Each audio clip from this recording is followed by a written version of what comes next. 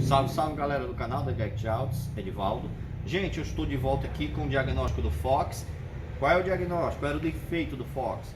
O carro funciona normal, entre aspas, né?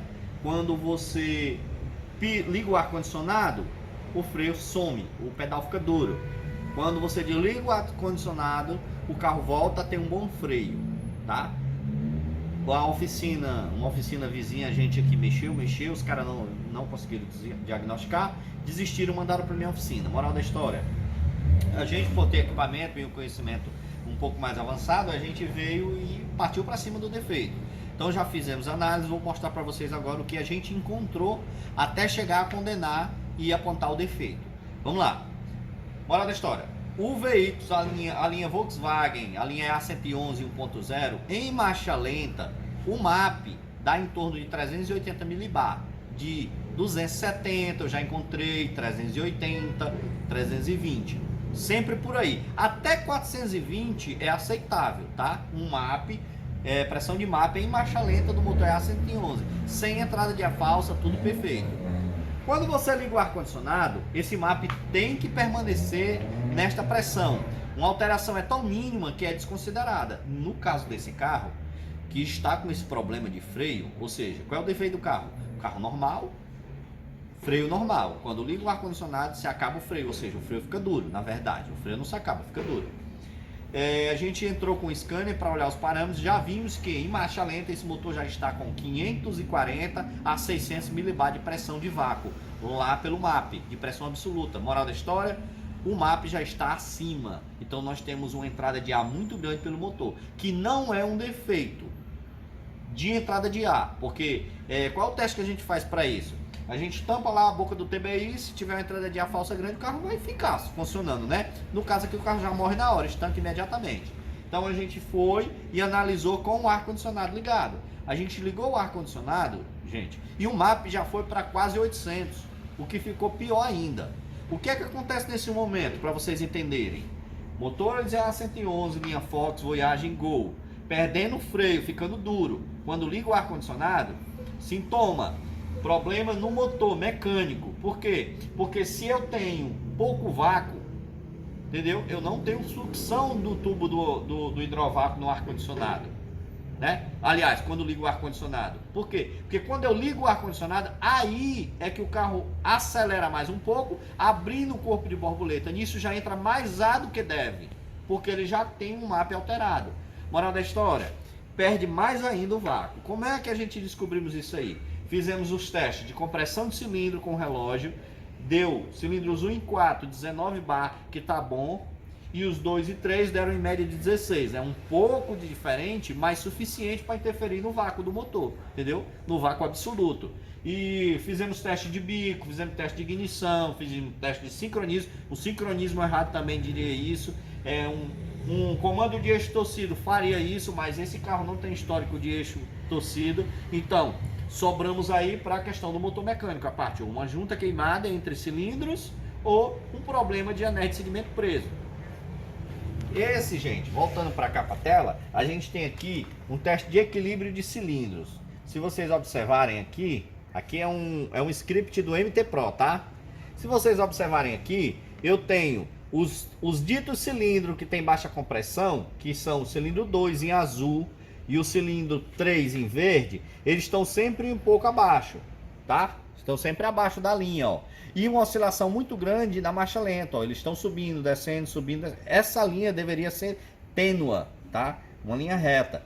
Já aqui no começo da aceleração a 3.000 giros, os dois cilindros, 2 e 3, que são o verde e o azul, permaneceram abaixo, tá? Mostrando que eu tenho aí uma baixa velocidade do cilindro. Na primeira aceleração, eu tenho cilindros subindo, ó, o 2, ó, como sempre ficou abaixo, ó, e o 3 também. Eu tenho uma baixa eficiência na velocidade desses cilindros. E voltando mais um pouco, já aqui, ó,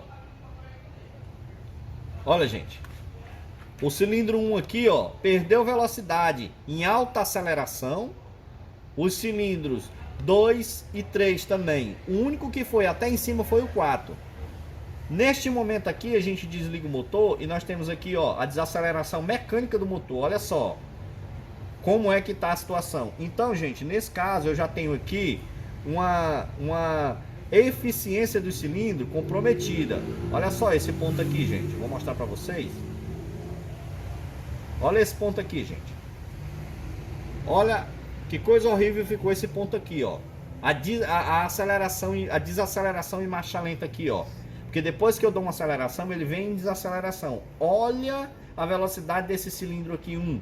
Por que o cilindro 1, que é um cilindro que está com boa eficiência, está com a velocidade mínima? Porque o cilindro, né, que vai fazer ele subir ou descer, que é o cilindro gêmeo, o cilindro oposto a ele, que vai estar em compressão, ou em combustão, desculpe. Quando o cilindro está em combustão, ele empurra o outro, lógico. Se eu estou em combustão, eu estou empurrando o vizinho, que no caso é o 1. Se eu tenho uma pouca combustão para empurrar o cilindro que tem uma compressão boa, então eu tenho uma velocidade menor no cilindro, tá? Isso não quer dizer que o cilindro 1 está com defeito, ele é um cilindro bom. Mas nesse momento eu preciso que o cilindro vizinho a ele, que seria o 2 ou 3, no momento da aceleração, estaria jogando ele para cima e ele não subiu. Então eu tenho aqui, ó, uma baixa velocidade do cilindro, tá certo? Não sei se vocês entenderam, mas é assim que funciona. Então, gente, esse caso aqui é um caso de baixa aceleração de cilindro. Por quê? Porque eu tenho problemas de compressão no cilindro, tá? Eu tenho um outro teste aqui que eu vou mostrar para vocês. Voltando aqui um pouco. Chega aqui, Gabriel. Olha, gente, na aceleração ociosa, certo? O cilindro 4, ele tende sempre a ter uma boa aceleração, ó. Veja só. Mas, ó, o 1, o 3 e o 2, ó, são os que estão piores, ó. Para vocês entenderem o que eu estava explicando aqui, é o seguinte, ó. A ordem de ignição é 1342. Depois do 1 queima o 3. Se o 3 está queimando, quando o 3 desce, ele tem que jogar para cima o 1 e o 4. Tá certo? Olha a compressão do 4, como ficou ok. Olha a do 1, ó. Por quê? Porque não teve velocidade. A do 4 tá maior, porque isso é uma compressão. Aqui ele está em momento de expulsão dos gases, né? E assim acontece com todos os outros. Na aceleração sob carga, ou seja, em alta rotação, olha aqui o 4, ó, lá em cima. Olha os outros. E aqui na compressão relativa, relativamente falando, eu tenho os cilindros 3 e 2 sempre mais baixo, tá certo? Então, voltando aqui, eu vou desligar isso aqui e eu vou pegar outra análise para vocês, certo? Vamos aqui para o sincronismo.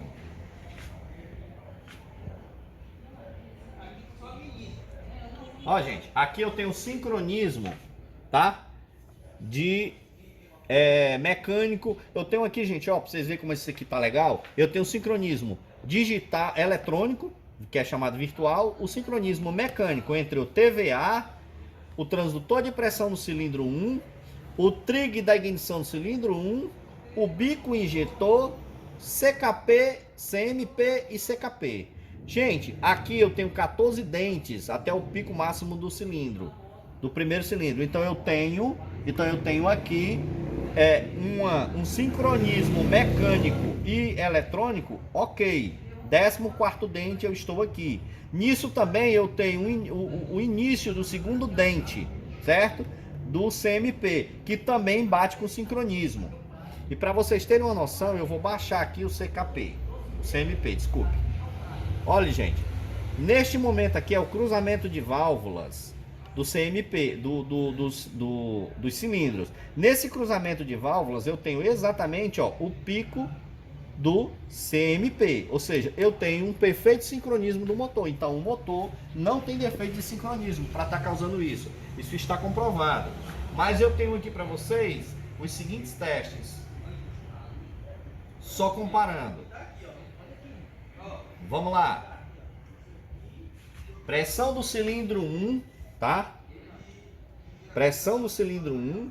Olha só a pressão do cilindro 1, gente. Eu cheguei aqui, ó, a 13 bar de pressão. Vou soltar mais uma vez para vocês verem. Ó, eu cheguei a 13 bar de pressão, cilindro 1, que é um cilindro bom, tá? Mas ficou uma média de 9,10. Vamos agora para o cilindro 2. Cilindro 2, que é um cilindro que está com defeito. Eu tenho, ó, Ele foi a 15, 13, 9, ó, caindo, oscilando muito, ó. Vocês viram? Oscila muito, ó. Ó, oscila muito. Chegou até um mínimo de 7, certo? Então, esse é o cilindro que eu tenho defeito. Ele não está estabilizado, não estabiliza a pressão. Vamos agora para o cilindro 3, que também tem defeito. Também eu tenho, ó, um cilindro com 10 bar de pressão. Ele não chegou a 14 nem a 15, que nem o primeiro cilindro que tá bom. Mas ele tá um pouco mais estabilizado, veja só. Eu gravei o mesmo tempo para todos, para vocês terem uma noção. E por último, o cilindro 4. Olha só o cilindro 4 que também tá com a compressão legal. Ó, ele chegou a 14, ó. 12, 14, ó. 12, 14, tá vendo? 11. Ou seja, esse é um cilindro que está em boas condições também. Então, gente, voltando aqui. Aqui eu tenho um teste eletrônico de pressão, que é feito com o transdutor do MT Pro, tá? Comprovando que eu tenho baixa pressão dos cilindros 2 e 3 e uma oscilação maior no cilindro 2, que é o cilindro que mais apresenta defeitos.